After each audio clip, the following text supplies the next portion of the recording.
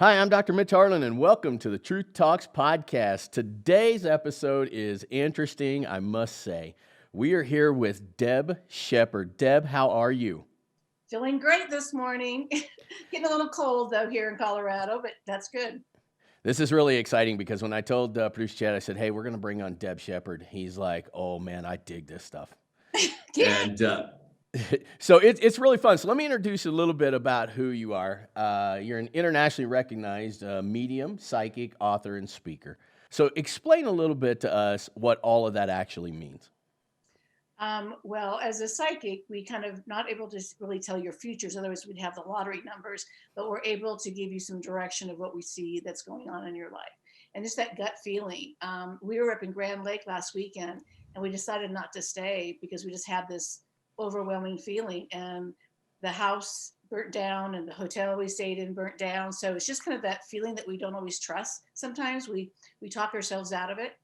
A medium is one that's able to connect with spirit or people who've crossed over. And then I love speaking and teaching and sharing and having people ask all those questions so that you can educate people about what this really is, because it can be kind of spooky, or there can have people that think it's too woo woo, or it's against their faith. So I'd like to answer those questions. Well, thank you. So you just asked every question that I had right there. So that is exactly where we're going, because obviously people are skeptic. I'm skeptic myself to a degree, with the exception of, you see things, you hear stories, and you say, well, man, there's got to be something to that, right?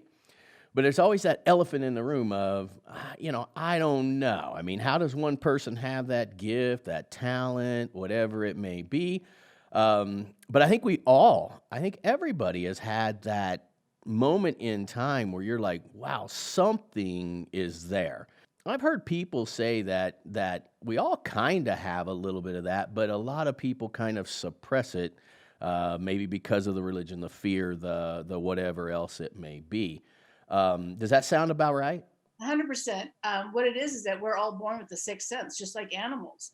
And babies know when something isn't right. Like someone they don't like, they just kind of feel it. But as we age, we are taught to behave a certain way, and so we judge that intuition versus following the intuition. And we ask other people's opinion about what we're feeling, and then they will, not validate it, and so we ignore it and eventually just turn it off and try to do what society wants us to do versus what our soul is saying to do. And we've all had it. I mean, we've all said, I felt that, I knew it, and I ignored it. I mean, I don't think there's a person on this planet that hasn't felt it at least a couple times in their life. I guess my first question among many of them is, how do you first know you get this gift or talent, and then what do you feel, hear, see? I mean, do you actually hear voices? Do you actually hear that stuff? Yeah, a few years ago, I probably would have been put in a straitjacket, but now it's more, we accept it more. I think everyone has this intuition. For me, I really recognized it about a little over 20 years ago, but I have had experiences as a child growing up. My father was a minister, so, this was not part of our conversations. We didn't have Google. We didn't have ways to kind of talk about this. We had a very small community.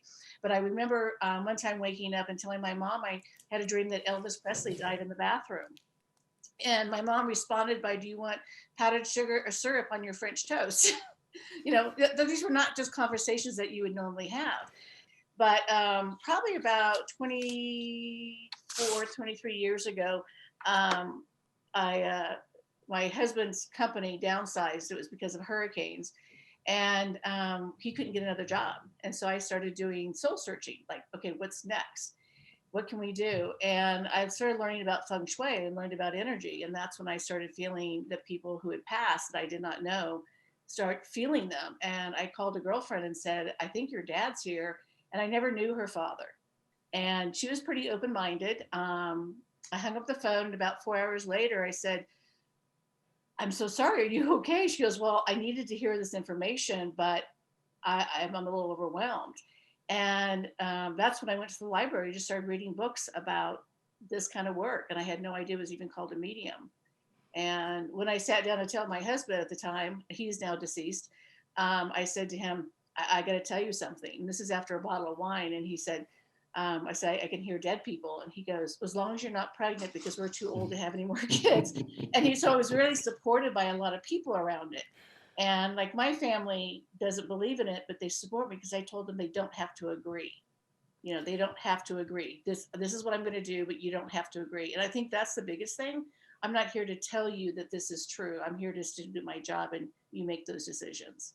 Well, I mean, Deb Sheppard too is, I mean, is very well touted as the real deal. You are internationally recognized all over the place. It was pretty impressive stuff that you've done, and so I think, I, I'm tested a lot too, so for vetting.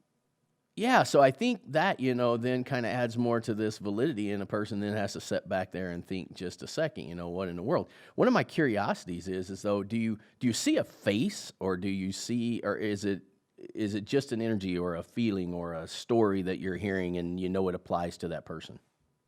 It's kind of all of those things. I use all of my, as what Zena says, Clairs. clairs. I do my clairs, so I can hear, see, taste, and smell. My biggest one is my ability to feel. So I'm very empathetic, and I can feel people's energy. So I can feel if they were sad before they died, if they had a sense of humor, if they were very serious. And then you build a language based on, I'll see someone with a military outfit. I may see that they had difficulty in their relationships. I will feel something in my body of how they died. Like the other day, my head just kept hurting, and the man died of a brain tumor. So you will feel actually those things. I can sometimes see a face, but it takes more work. A lot of it is just I can see if they're older, younger, male or female, and you just kind of get a sense. And it's like with any kind of job, as you as a doctor, you kind of get into a practice of knowing what is right and what isn't. You just feel it. You just kind of know. I know that police forces have used this. I Have work used, with police. I work with detectives. and how often do you find out that yes, that is what happened? I mean, how accurate is it? It's pretty accurate, but the problem being is they have to do all the hard work, you know. And a lot of times I'm validation for them. So when I do a cold case or a murder, unsolved murder, or missing person, I just get the first name or their name, their first and last name, and then I'm able to tell them the perpetrator, what the reasons were, if they're a serial killer, and what was their motive to it as well. Do you have to have a stimulus? Like, does there have to be somebody that comes to you and says, "Okay, my grandmother, I really miss her. I would like to know what's happening or whatever," or can you just be randomly walking by someone and get a message? When I first began, I didn't know how to shut it off. And I'd be invited to these socials with women in my neighborhood, and I'd have a glass of wine and start crying that her grandpa was there. So I stopped being invited to things. So I learned to turn it off several years ago because I don't want to be involved in other people's lives unless they're interested in going there. It's really none of my business. And so I create great boundaries. However, we were up in Grand Lake this last weekend, and I was having just a really hard time up there. So you can feel these things, but you can't always control it. You just know something doesn't feel right. Do you ever feel called to change the course of history, though? I mean, like, if you've had that feeling, did you feel a calling to go over next door, knock on there, and be like, "Hey, you got to get out of here"? It wasn't like that kind of a feeling. It just felt very anxious. And if you think about what was going on with the land up there and the animals and people being in fear, someone like myself is going to probably absorb that. So right now, with people having a lot of anxiety, when we look at what's going on with our planet and our country right now, people are really absorbing it and feeling a little overwhelmed, and it's causing a lot of anxiety and depression for a lot of people. So we all pick up stuff. You actually, with just individuals, you can feel different things that they are going through. This is not all about just talking to the other side. This is also about reading people, feeling people, their thing, and being able to give them some sort of communication as to what might be going on. Yeah, the biggest thing is where people feel blocked. Like they may have a fear of opening their heart up again, or changing jobs, or whatever that might be. What I do is I go back and look at where the past is affecting their future. And so they're able to finally release or heal that to a point where they can move forward in their life. What's kind of the biggest thing that people call Deb Sheppard for? Usually closure with a loved one that's passed. Man, and I can see that. It's really interesting that you brought that up because we did a suicide story, right? And he had a very heavy faith in God, and that's what kind of got him through it, thinking that he would definitely see her again. And I can totally see how people would earn and yearn for that to get that kind of peace of mind. Do most people or all people get that after they speak with you? Yeah, as a matter of fact, I work with some organizations that are open to having mediums as part of their program. One of them is called Helping Parents Heal. And I was vetted for that to help parents with that. But that's the hardest. We don't expect to bury our children. And it's one of those things that we have guilt that we can protect them. Maybe their last conversation, all those kind of things that we hold. Um, so we can't really heal. And you never heal completely with the loss of a child or anyone that you really love, but it's helping them with part of the process. Actually, I have a lot of psychiatrists and psychologists that send their patients to me to do the reading so they can continue on with their therapy. So it's sort of that bridge for them to be able to know that they are still around, and to release maybe some of the guilt they may have around it. Of course, I got to ask you this because this is what everybody's going to want to know: is if you're talking to the people on the other side, is there a heaven and is there a hell? Well, my one liner is there's no taxes or dieting, so it must be heaven. Oh, it must be heaven. Oh, I love that actually. Yeah. So Yeah. even though they're always okay, I wouldn't do this work if they weren't okay. And for me, whatever your belief is, I don't feel like there's a hell. I think there are lessons that we're all learning. And what was that person's situation when they were here? I mean, if you look at someone like Ted Bundy, there definitely has mental illness. And that's one of my biggest platforms. I have a lot of suicides in my life, and I talk a lot about suicide. So my book's a little bit about that, including my own life journey. So When again, because suicide is a huge thing, and we are familiar with it here because we've had stories about that. Do you typically find when that person that committed suicide that it was more about them, or was it more about circumstances or situations that they have? Meaning, was it more mental illness, or was it just more circumstances of life? well, I consider it cancer of the mind. So it's not brain cancer, but their brain has an illness. And a lot of us can deal very well with things that are going on in our life. But if our brain isn't balanced and there is some issues with it, when we get overwhelmed, people will suicide thinking it's easier for them to be gone, not to be a burden on others, or they may think that they can't handle this anymore. And I've worked with a lot of kids that are suicidal and cutters, and it's interesting. I really feel like most of them are really empaths, and they feel so much that they can't discern between their feelings and someone else's feelings. And so I kind of teach them to create those boundaries. But I call it cancer of the mind because that's the way they can't handle it. Yeah, I mean, it sounds logical, and I mean, I think that's one of the things that we try and do at Truth Talks, right? We bring the stories in so other people will hear them, be able to share them, and hopefully save a life, whatever. But it's always great to get these types of insights, right? Because we're always wanting to say the right thing, do the right thing to keep somebody from actually doing it. Yeah. Don't say get over it.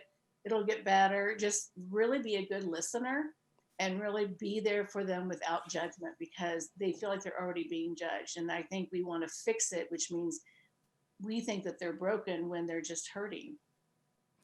So why do you believe that these people who pass over, do they want to have communication? Yeah, I really do. Most of them are very eager. A lot of times, right before I start to do some sessions, I can start feeling them around me. And they're like, yes, I want to say hi. And a lot of it is just to know that there is more, that we don't die. And science has proven you can't create energy and you can't destroy it. And they just don't have the body suit anymore, the human suit anymore, but their energy. So they can still basically connect with us. I connect with animals too. Do people on the other side seem to be at peace? Oh, 100%. I've never had anyone come through with, oh my God, this is horrible. I feel like sometimes they left too early, or they made some choices that crossed them over earlier. So they have those kind of regrets, but they're not over there complaining. So let's say a person that commits suicide and they have this kind of mind mental issue. Once they cross over, is it almost as if they're healed? Oh yeah, it's all gone because it's the you look at the soul, the body is surrounding it. It's the body that's not perfect. The soul is being affected by heart disease, lung disease, COVID, whatever it is that's out there. The soul feels it, but the soul isn't affected by it.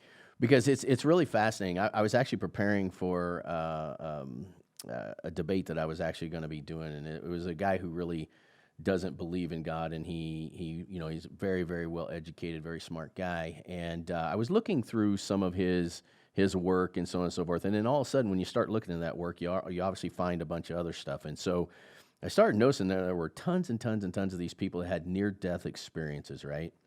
And then they talk about that really peaceful junction that they have, and then there's kind of a choice to be made, and then if they do come back, they certainly have this completely different perspective about everything that has been around their life or involved in their life. Do you have any insight on that? When people talk about, well, why don't they all come back? Well, if the body isn't able to handle living again, then a lot of people just decide to leave. So it really has to do with the suit, the human suit. Is it capable of holding the soul again? But yeah, it's very peaceful. When people ask me, how do you feel about this? I worry about who I'm reading for, doing the session with, but the other side always makes me feel calm and peaceful. And it doesn't make you feel fearful of crossing. So really, you don't run into a lot of people who are trying to communicate or whatever. You don't run into the real dark side of any of that. Is that something you shut off? I think it's a couple things. I'm sure I really don't know if there is a dark side per se, like when we look in religion. Religion has this idea of a heaven and hell. It's never felt like that for me personally. I'm not saying other people haven't had other experiences, but for me, and I think it's just like what I do in life. I try to look for the positive. I look for having good people in my life. I look at, making sure that things around me are spiritual and a higher vibration. So I think it's what we're attracted to at times. So if we're doing this on the earth level, are we bringing that to us when we cross over? And like I said, if I'm doing readings with people that are serial murderers, and not just Ted Bundy, they're not in that pain, but we want them to suffer. That's how we are as a human. We want karma.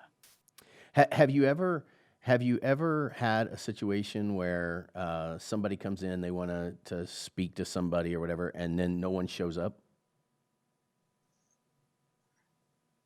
If over 20 years, maybe one, but not really. So it's almost as if there really wants to be this communication. Yeah. And a lot of times they'll get people they don't expect. Like I've gone back, I remember I was doing a reading for my girlfriend a while back, several years ago, and I'm like, I see the Mayflower. She goes, yeah, my family came over on the Mayflower. So like people that are getting their DNA done and they're finding out the history and they're finding out that grandpa wasn't grandpa or whatever, they'll come and they come through and tell me what happened to the family dynamics. Do you get that in full sentences, or is it like, do you have to work to put the story together? I have to work to put the story together. So I get different pieces. I may hear, see, taste, and smell. I'll see a movie and I'm like, I'm seeing this situation, and they're going, oh yeah, that's exactly what happened. So it's how we, how we bring things forward in our mind. It's sort of like that. That's just And awesome. yeah, and if you had dad that didn't talk much and he sat in the recliner drinking beer, watching TV, that's all I usually get. So if we're talking, it's like I'll taste alcohol, I'll smell cigarettes, I'll taste certain foods. Interesting. And probably a way of confirming that it's actually them would be my guess.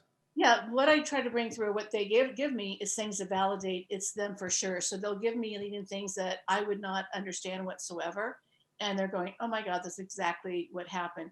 Um, like one time I kept seeing someone hunting, and they said, no, but our friend's name was Hunter. So you kind of have to interpret things.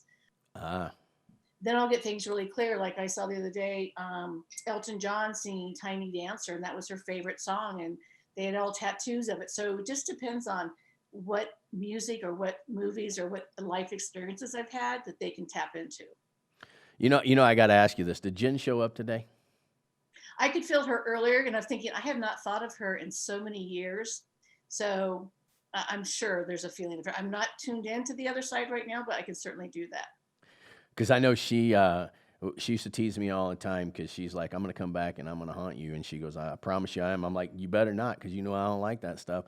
And I think that's interesting because I'll tell you this story, and this is really a funny story, and it has to do with Jen. So I don't know if you were ever at her house, but she had this really long couch, like a 30-foot red leather couch from Italy. You know, they were dramatic in their in interior designing. And I was a huge Chiefs fan, and Jen said, "You're gonna and everything's done, I want you to have that couch, and I want you to leave it in your house, and you got to take it everywhere you go." And I said, "Absolutely, I will." One night, I'm in my basement, and I'm watching this show. It's a ghost hunting show or whatever. And as the door swings open at midnight or close to, sometimes in this frosted glass, a pantry, this face would show up, right? And so I'm got to stay there till the end, right? It's 11:59. You know it's showing, or the show would be no good. Sure enough, that thing goes on. Same thing. Hair stands on my neck. I'm freaking out. As I'm walking back, quite rapidly, I might say, as I'm rapidly walking out of my basement up, I'm not kidding you, but a cushion on that couch went down as if somebody was sitting in it. And I said, "Jen, not funny, not funny at all." And the next couple days, a bunch of stuff with Jen started showing up around my house.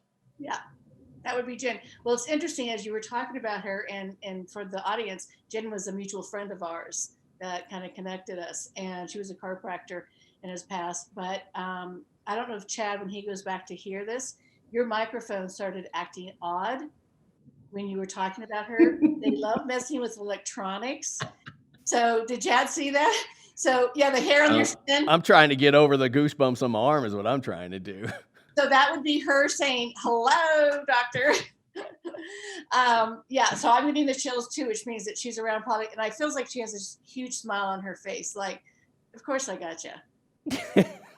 And of course she did. Yeah, and they love messing with anything electronic is one of their favorites because they're energy. And then in our house, I mean, we have ghosts here constantly, and people are like all scared. I'm like, oh no, they're fine. They'll leave us alone. Well, it is. I mean, I think most of us call it weird, right? Like, Oh, that's my normal. yeah, because I remember specifically after that, Jen had made us a disc and had her picture on it and her top 50 favorite songs. Another mutual friend, Kelly, was I think the one that ended up making those discs for everybody. And it was after that night that disc shows up. I hadn't seen it for a long time. Yeah, I mean, again, where's the word coincidence fall in that, right? It's almost like it's Synchronicity, yeah. I remember after she died, I had some of her cards and I put them in a drawer. And I was at a grocery store, and all of a sudden I opened my wallet and her card flew. And I'm like, I had all those in a drawer, and for it just to fly out, there was no reason. I wasn't pulling stuff out of my wallet. I was just looking in my wallet for something. And so they love doing those things, and they're not there to hurt us. They're just to say hello. And the biggest thing that people get too is they get them in dreams. The people come through in dreams. So how do you then when someone comes to you to speak with them or whatever? How long of a session is it? Is it sometimes they're there immediately, or is it sometimes it takes a long time to get that done? I'm going to ask you something first too. She's talking about you being ticklish? Yeah, I'm ticklish, I would say. Did she tickle?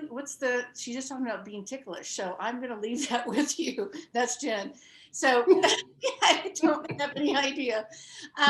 So it depends. Like I do Facebook Live, and those readings are like 15 to 30 seconds long. They're really short. If someone is getting a full session, it's an hour. And so they will get information from their loved ones. But usually I just channel in the beginning who comes through. And then if someone doesn't or they have additional questions, I'll give them plenty of time. So it's just mind blowing. I mean, obviously, when you talk to, I think the people who are in and committed to, yes, this is absolutely real, and it is. I think it's almost more fun for us that have that certain level of skepticism, and because there's that piece in us. And producer Chad and I were talking off air before we started this thing, and he's like, "Dude, I believe in that stuff, man. Like, there's no doubt there's something like that goes on." And you do. I mean, there's just too many things that are kind of coincidental that don't add up. So are most people like us, or most people that come see you, are they're like, no, no, no, I know this is going on and this is what I need? There are people that wait to the last minute and they're still fearful and they don't know if it's real, or um, they're just questioning everything, and then within a few minutes they're usually all relaxed. But I want you to be a skeptic. I want people to come in and really feel like they're not being taken advantage of, and there are people out there like me that don't do the real thing and they are taking advantage of people. And that could be a doctor, a teacher, it could be a therapist. you know you have to question, use your intuition to see, does this feel right to me? And when I'm bringing in things that no one else would know that are really unusual, that helps the person know it's really them that's there. And it really depends on the communication on the other side. If they weren't a great talker, I mean, sometimes I feel like I'm pulling for them, like, give me some give me some juice here, keep us going. But most people walk in like, I don't know for sure, but I've had scientists come and kind of test me. I've had actually people have crossed over that are nuns and priests have come through in sessions, so which I always think is fascinating. Do you believe you will have this for the rest of your life? Oh, I hope so. Yeah. There's have you ever heard of anyone who does this and all of a sudden they just kind of cut them off from the outside, or they lose that ability or lose that gift? No, I don't think so. So, when I first started doing this and I couldn't turn it off, it was just a lot going on. I asked a friend of mine, I said, how do I stop doing this? I don't want to do it all the time. She goes, well, when's your appointment? And I'm like, 7 o'clock or whatever time it was. She goes, well, tell me to leave you alone until 7 o'clock. I go, okay. So I did. I'm like, I don't want any of you around. And it was like hearing crickets. I'm like, oh shit, I can't hear anything. It's all in my own thoughts. And so I sat down and I just shifted those gears, and all of a sudden the loved ones came through, and I went, okay, I can control this. And so when I'm out in public, like when I'm at a restaurant, I don't have my back towards people. I usually like to face them. It just feels more comfortable, like I can manage what's going on. So being in large groups or being around toxic people, I'm just real sensitive to that. So I just pay attention and limit my time, or make sure I have a really strong cocktail nearby. That's often it's an interesting concept because it is there is some logic to that, where whatever you're feeling, you're inviting things in. Are those spirits that are coming in there? Are they coming in to try and make communication or contact? Yeah, I think it's also just kind of like a hello, like, hello, what's going on in your life? Are you paying attention? And we love distractions. We don't like dealing with our own stuff. I would rather be distracted most of the time. So that will show up so that you will ask for help, but really the help is for you. It's so fascinating because I remember Jen and I having this conversation one time, and I was like, I don't want it in my house. I don't want anything moving. I don't want it missing. I don't want to hear doors shutting. I don't want to hear any of that stuff. I'm from the Midwest. First thing we do is we get up ready to take some action. But it's a reasonable question, right? Well, we all can walk into places and have a feeling about something. I mean, you want your office to feel inviting and safe and for people to feel protected, correct? Correct. You put a vibe out there for people to be able to come and see you. So you look at a restaurant, you look at hotel rooms, you look at different places, there's a different vibe. And it's True. yeah, so you walk in, so people think, well, I don't know what's going on, but it just doesn't feel right. Well, yeah, because something is going on. And spirits are everywhere. So if you don't think they're in your house, think again. Deb, don't tell me that. I'm gonna have you come over. I don't like it. That stuff scares me. It doesn't really scare me. I'm having fun with it a little bit. But on the same token, I mean, there is some truth to that, right? Yeah, I wouldn't have had my children in an environment like this unless I thought it was safe. Well, that's the other thing that I've absolutely got to hit on is, the world in its current environment is so toxic, so negative. Is that shifting everybody's thought processes and how they're communicating and all of that? Yeah, yes, I totally agree. And I think on a spiritual level, it's like everything that was being hidden is coming to the surface. And so a lot of these groups that we didn't really see as visible are coming out of the woodwork. And we're seeing that there is a lot more hatred and racism and things that are going on that were always there. So it's sort of allowing us that feel more spiritual, or we feel like we want to make change or bring in that light. We're having to raise our consciousness to be able to do that. And it's almost like a little bit of a battle going on with energy. And it's really about, where's our truth? Are we being authentic? Are we here for change? Are we here to help save our planet? And when I look at COVID, I just think the Mother Earth was just going, you guys got to go take care of me if you want to stay here. And so we're going to make this affect the world. So spiritually, I can see kind of that. But I do believe that it's causing a lot of friction with family and friends in our communities these days. There's such a divide. What's your energy say? What's the intuition say? Is it getting better? I always say it's a rebirth without the epidural. So I think we're going to be going through a lot before it gets better. You know what? You've already given me 2 bumper stickers that I'm going to make up. I love that. So, Remember, with what I do for a living, it's all about death and our life purpose and pain and all those kind of things. You have to have humor. And thank goodness my mom gave that to me, because humor and joy helps you connect with the other side. If you're always in that really sad, low vibration, you're not going to feel your loved one.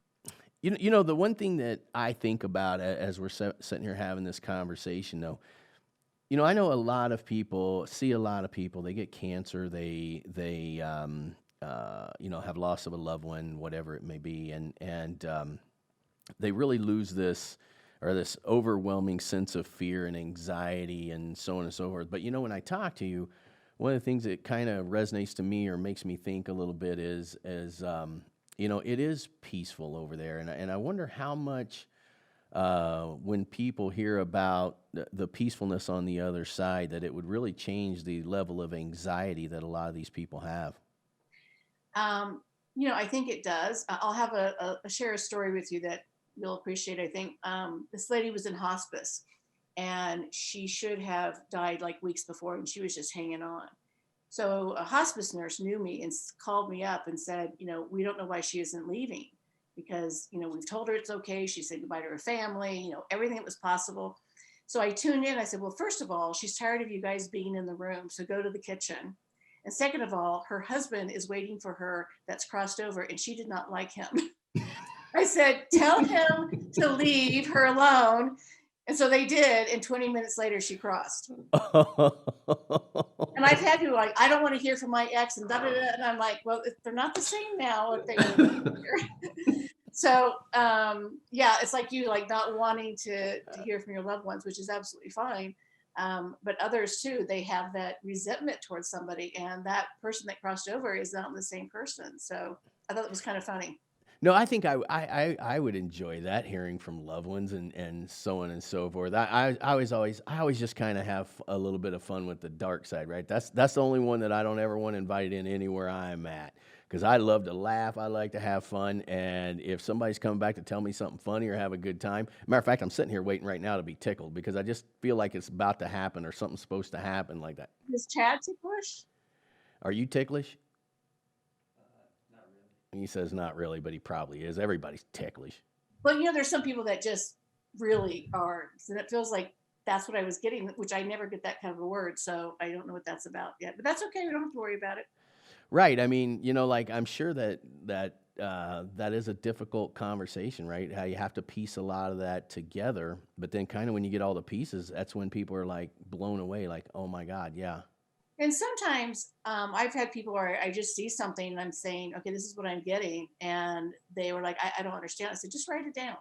And they'll reach back 2 weeks later, a year later, and go, oh my goodness, it made so much sense. Someone else listened to this. It didn't make sense at the time. And because people are usually nervous when they're having a session and there's a lot going on. And so what I'm bringing out may not be what they always remembered, but it is part of the memory. People think, well, you're reading my mind. I'm like, no, but that really helps them to know that this is their loved one.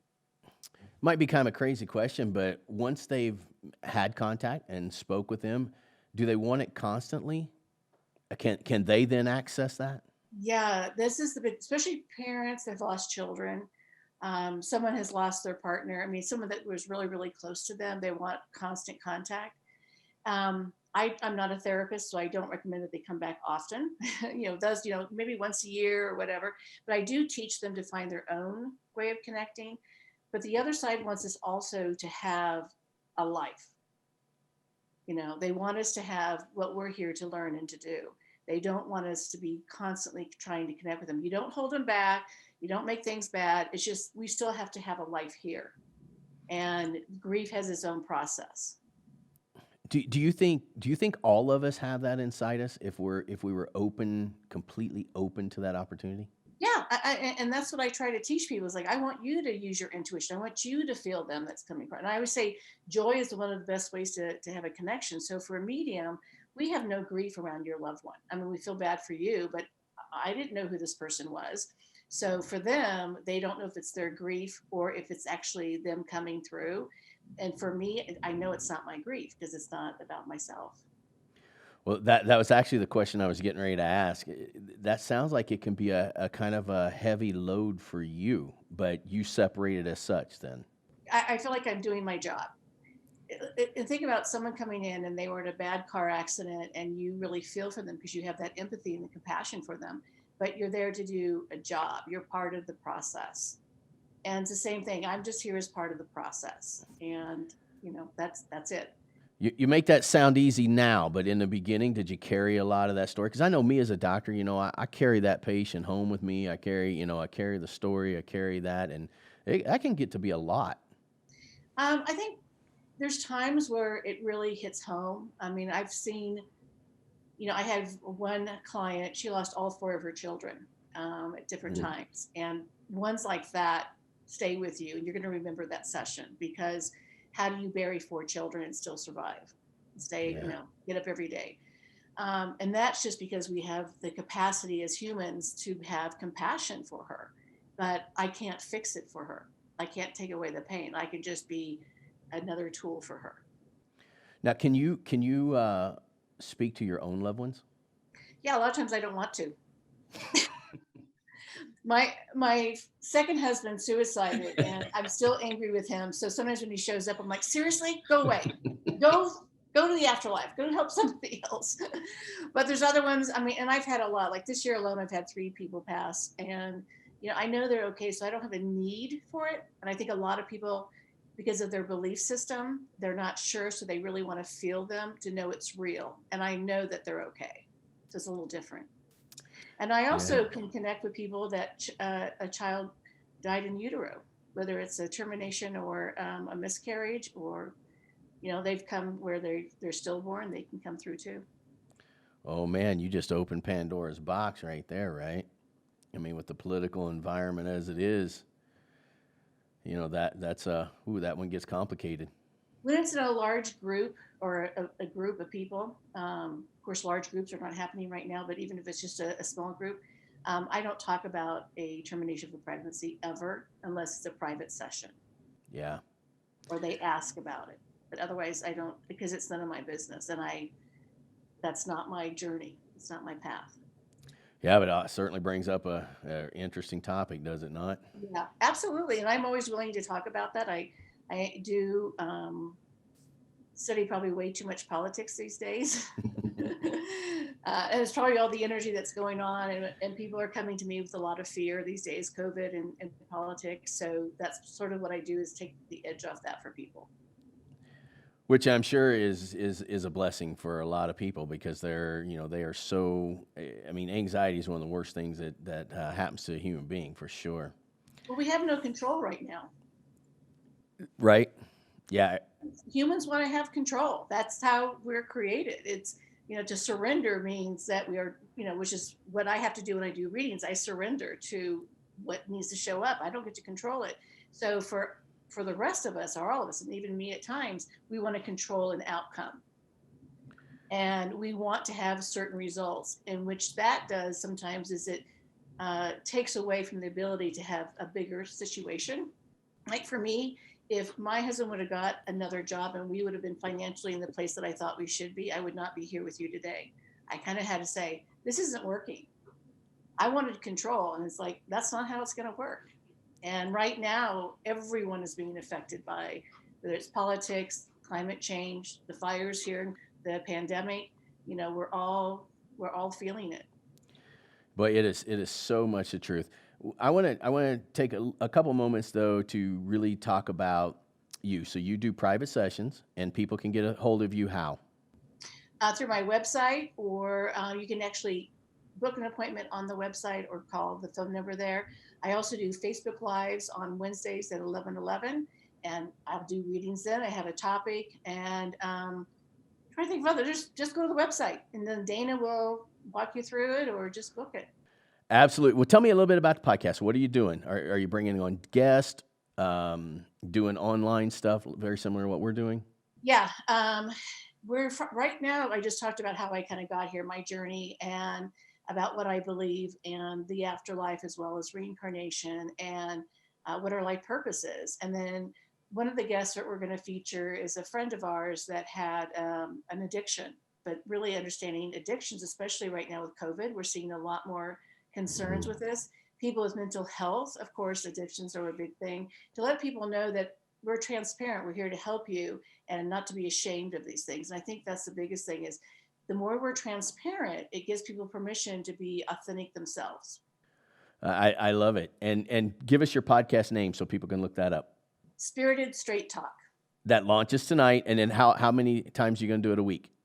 I think once a week is our goal, just with everything else we have going on. And so right now it's once a week, and it's been really fun.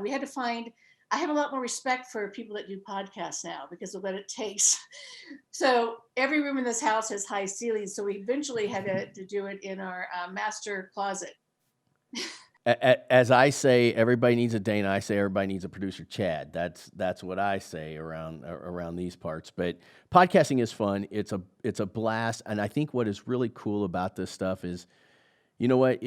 We in podcasting, having this communication between you and I. What we're really doing is telling people, hey, listen, man, there's a whole lot of life out there. There's a whole lot of things out there. Agree, disagree, whatever you feel that is right for you, but when you run these stories like we have, I mean, we have gotten some of the most amazing stories out, and many more to come. And it's just what we walk away with, what we learn at the end of that is just amazing. So I'm hoping people tune into you. I think part of it too is that when we allow ourselves to be authentic in what we've gone through, people sometimes feel like they're ashamed of some of the choices they made or what they've been through. And what a podcast like yours and mine is truly about, you're okay, you're perfect the way you are. It's why usually we enjoy someone more is because we really get to see the inside of them. And I think it takes fear away from people, which I think is right now really needed.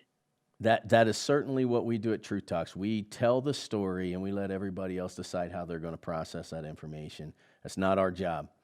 Tell me about your book. My book was after my husband suicided, then my nephew suicided. I had a cousin that suicided, and I just had a lot of this that happened in my life. And I decided to talk about mental health, but also how I got to become a medium. And so it's my journey as well as mental health. And then the last half of the book is about how to connect with your own loved ones, what to do when people say stupid things like they're in a better place, God wanted them, not to say those kind of things to people, and how to help someone that's going through grief and know that there's more, that they're still with us, just they're not in the physical place. And that's what we miss. We miss that hug. We miss that touch. We miss, those kind of things. But I am so thankful for you to come on. I got to ask you the final question. Sure. Who's getting in? Okay, so last election, I voted for Hillary. But when I was asked on a radio station who I thought was going to be in the White House, I didn't see a woman in the White House. This time I don't see Trump winning. However, I do see a lot of issues that's going to go on. We're not done with a lot of this stuff for a while. Oh boy, Deb. Now I got to go buy gold. So I'm cashing in all my money. I got to go buy gold now. No, I don't think it's about living in fear. As humans, we've responded to things throughout centuries. History has shown that we always rise to the occasion. And I really think that we're going to come out of this. It's just we need to be patient, really figure out who our support system is, find that faith, and whatever that looks like for each person, and find our hearts again. I think this is a time where everything's being taken away for us to really figure out what we want to do. What I've noticed during this pandemic are people are thinking, I don't know if I want to be married to this person. I don't know if I want this career anymore. I don't know if I want to live like this anymore. So it's kind of ripping out kind of what we've created to say, is this really what you desire? So if you look at it that way, it helps us kind of, like I said, it's rebirth without the epidural. Right. I love that. That's my new bumper sticker coming out. And we will credit you. We will put your name on the bottom of that. Okay. That's great. Thank you. Well, Deb, thank you so much for coming on our show. If we can help you guys out in any way, you let us know. But this was very interesting to me. Very, very, very interesting. And I always hope for positive vibes for everybody. So if they're around us, we just hope everything's just really nice and positive. And we want to have you on, Mitch, for sure. And Chad, too. Maybe he can be in the background there talking with us. He's a camera hog. He loves it more than he'll ever admit. He is all in, I promise you. Well, great. Well, we'll do that. We'll put it on the calendar, okay? All right. Thank you so much, Deb. Bye-bye. Bye-bye.